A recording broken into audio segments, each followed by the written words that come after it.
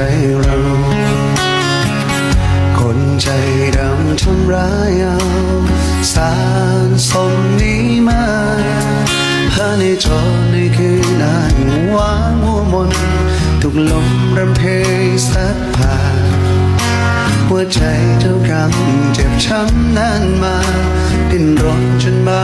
พบเธอขอพักพิงใจเธอ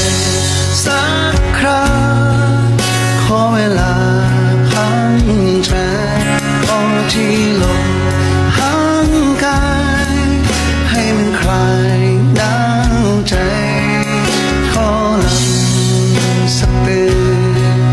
ให้พอมีแรงฟื้นขึ้นมาใหม่ให้ใจสมโสมตรงนี้ได้พักอยู่ในรักที่มีไออุ่น